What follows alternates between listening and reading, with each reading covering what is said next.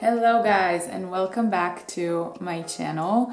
In this video I will be sharing 12 things I think it's important to know before moving to Berlin, Germany.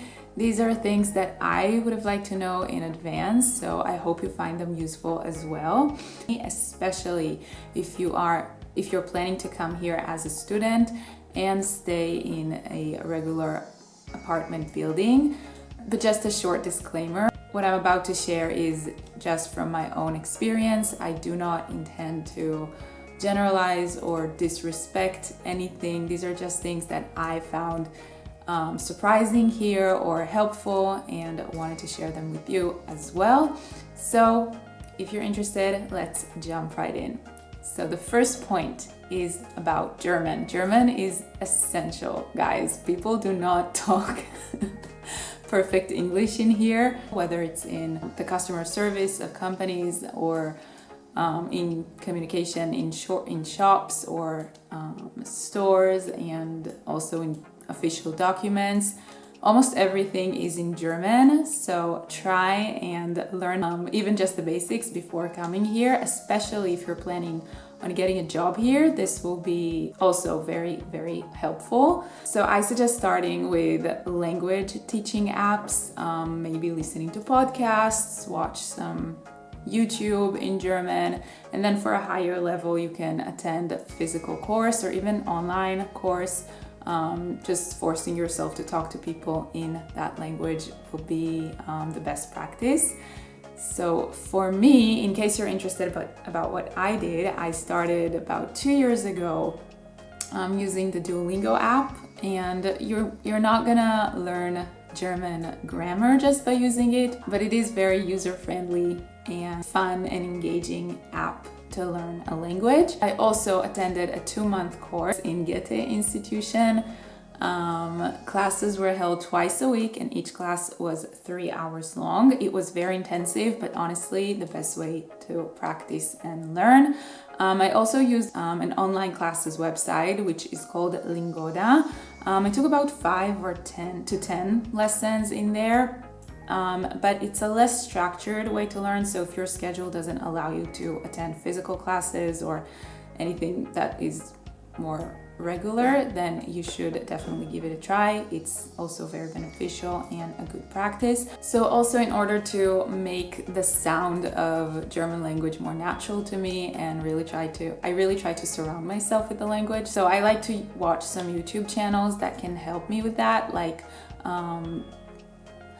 Learn German Fast and Stories in German.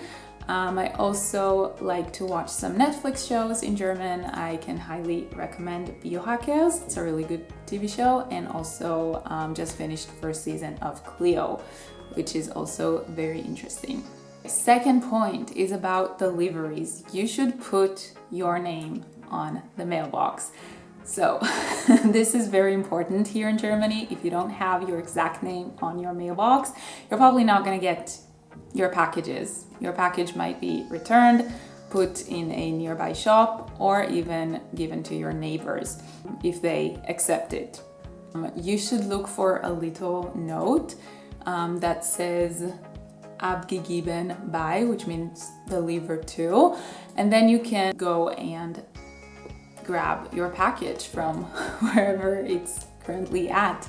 But if you wish to avoid that, then just leave your name on the package, and it's better to stay at home when it arrives. By the way, if your note says your package was delivered to Schulerladen, that's not one of your neighbors. That's actually a small kindergarten in your building. Okay, third point is about internet setup. So most apartments in Berlin have either DSL or cable internet connection, but not every internet provider can connect to both. That's why it's very important to check that before you sign any contract with an internet provider. You can check which one you have at your address in Telekom's website, or just ask your landlord or your property management. Keep in mind though that the contract terms may vary depending on how you sign the contract. So physical signing by telephone or in the website can actually have different prices and also different cancellation policies. So if you choose one way to do it, you should stick with it. If you wish to sign a contract in person, you can do so by going to any of the shops of the internet provider you chose. They have shops all over Berlin, so it's very easy to find. Don't forget though to bring your passport, and you'll also need your IBAN number to do so. Once you sign the contract, the internet router will be sent to you, and you'll either have to connect it yourself or wait for a technician to come to your place and do it for you. This will be provided by the company, by the way. But either way, you'll probably have to wait at least 2 weeks until everything is fully activated and working properly. There is an option though to ask your internet provider to give you a small temporary router just in the meantime, which can definitely be a solution for this case. Okay, next point is about the mail here, which is mostly physical. So in Germany, official mail is mostly sent by post, so mail from your bank, your insurance company, or any authorities, they just send it to you by post. Also, what I found kind of strange here is that companies don't tend to call you. They'll send you an email or an SMS, so you should always check your inbox and your phone for any notifications from them. Don't expect to get any calls. And keep your postal address and mobile phone up to date in every website. Next point is about Sundays here. So on Sundays, a lot of stores and supermarkets are actually closed here. It's a day for relaxation and keeping it chilled and quiet. It's actually nice here on Sundays. There are a lot of places that are still open, especially foreigners, restaurants, and some little Spätkauf shops, which are little convenience shops. So don't worry too much about it, but just know that a lot of places will be closed. Next point is about public transport here in Berlin. So Berlin actually has an excellent and very efficient and easy to use transport system. You'll get around the city using the U-Bahn, which is the subway, the S-Bahn, trams, buses. You don't need a different ticket to each one of those. Most tickets will cover all types of ways to commute, as long as you're within the right fare zone. So there are two main fare zones in Berlin. The first one is Berlin AB, which covers the city center and most of Berlin neighborhoods.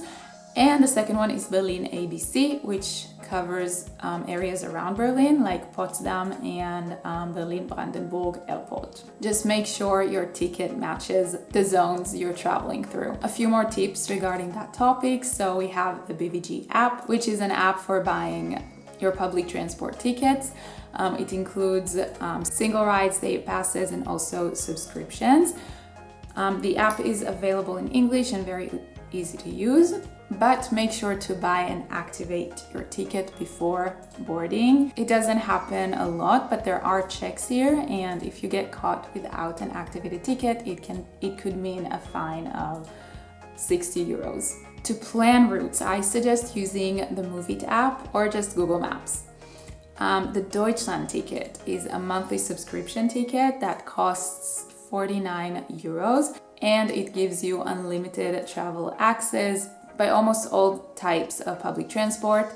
And I say almost because it doesn't include the fast trains, the ICE. About the Deutschland ticket, you should know that if you subscribe before the 10th of the current month, then your ticket will be activated from the 1st of the same month. But if you purchase it after the 10th, then it will only be activated on the next month, the 1st of the next month. And you do need a German bank account in order to get one. Beware though, strikes could happen here. There were actually 3 strikes here in the 2 months that we spent here, and each strike was 48 hours, so be prepared for that. The BVG app will let you know though if there's a strike coming. Okay, next point is about a blocked bank account. So if you're moving here as a student or with some other types of visas, I'm not sure, you might need to open a blocked bank account, which means the amount of money you transfer to that account will not be available to you until your arrival in Germany. Only then you'll be able to withdraw money from that account, and it actually limits the amount you can withdraw each month. The purpose of this is to show the German government that you're not going to rely on financial assistance here in Germany. As of 2025, the required monthly amount set by the German government is 934 euros, which sums up to 11,208 euros per year in total. So this amount is recalculated from time to time by the German government to match the cost of living in Germany. But if you're watching this after 2025, then you should check what is the current required amount. Important to note, the activation of your bank account might not be so easy once you arrive here. You might need to activate it in person in a Deutsche Post branch with your passport and address registration, which is the Anmeldung. And that actually leads me to the next point about the Anmeldung, which is the registration of your address. So this is one of the most important things to do here in Berlin once you arrive. So Anmeldung actually means the registration of your address with the city, and it's required here by law. So you make an appointment through the official city website of Berlin. It's berlin.de, and you go to the appointment in one of the city offices here, which are called Bürgeramt. So you should print and fill out the necessary forms in advance, like the landlord confirmation, and try and make an appointment in the first 2 weeks of your arrival. I know it can be hard, and most times it looks like there aren't any free appointments, but a little trick for that is to wake up super early, not super early, but around 6 or 7 a.m. and refresh the page a few times. That way you'll see all the last minute cancellations and be able to schedule your appointment. It might not be the closest office to your place, but if it means getting it done with, then I think it's worth the ride. After registering, you'll receive the registration certificate. It's called a Meldebescheinigung. I'm sorry if I say this wrong. And later by mail, you'll receive your Steuernummer, which is your tax number, and you'll receive your identification number, which is called Identifikationsnummer. Such a long word. And this will be your permanent personal tax ID here in Germany. Next point is all about recycling. So recycling is very important here in Germany. Germans take this very seriously, and they actually separate waste into a large amount of categories. So let's quickly go through them. First one is the yellow bin, which is for plastic and packages waste. The blue bin is for paper. The brown bin is for organic waste. The black bin is for residual waste, and the glass bin is also actually sorted by color. So we have white, green, and brown. It's actually very important to separate properly, because if you don't, neighbors or landlords might notice, and it could lead to warnings or even fees. Next point is all about taxes. Super fun topic, I know. But what can we do? We need to know that information before we move in here. So here's what you need to know. There's the Hausgeld, which is a monthly payment you pay directly to your property management. It's called Hausverwaltung. I think that's how you say it. The amount and this is what you pay them for maintenance, heating, trash, insurance, etc. And this actually keeps the property tax, which is called Grundsteuer, very low here. Next one is the broadcasting tax. It's a tax for everybody. Doesn't matter if you watch TV or not, but it costs around 18 euros a month per household. And next one is obviously electricity contract. So you must sign up to your own provider of electricity here and in Berlin. You can talk to the previous tenant about which one he had, and if he canceled the one he had, then it's on you to activate it. Your property management can actually help you and guide you through it, so be sure to ask them for any help. Next tip I have is actually a website here to compare prices. It's called check24.com.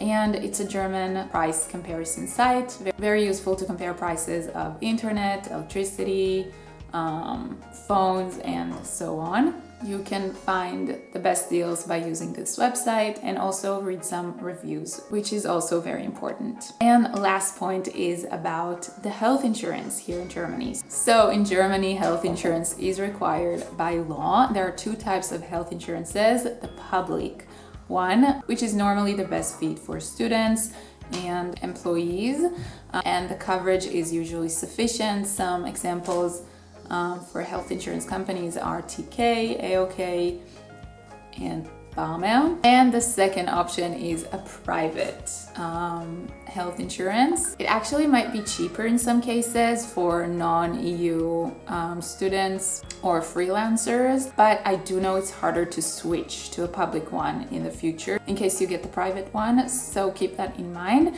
And it may not offer a full coverage, so also be sure to look into the details of your policy. Some examples for private health insurance companies are Mavista and Care Concept. Prices do depend on your age, your income, and your health, so you should check for yourself which one suits you best. Oh, and this is for the students. Your health insurance company might ask you to provide them with your matriculation letter. It's called in German Immatrikulationsbescheinigung. Again, hopefully I'm saying this right. But this is the official matriculation letter provided by your university. And this actually proves you're officially enrolled and eligible for the discounted student rate. So my advice, each university has its own conditions on how to give you the matriculation letter. You should check in advance which conditions your university has, and even ask them on how to get it and when can you get it. And that is it, guys. These were 12 things you should know before moving to Germany, in my opinion. This is again based fully on my experience here, and if you have anything to add or some insights, you should definitely leave it in the comments below. Also, I'd really appreciate it if you could give this video a like and subscribe to my channel. This would mean so much to me. And with that, I will see you guys soon. Thank you so much for watching. Bye! Next point.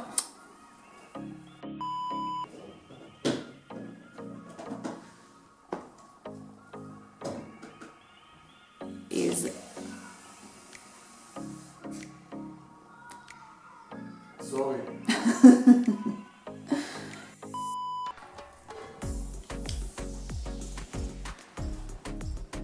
Strawberry break. It usually costs around 120. I can still see you.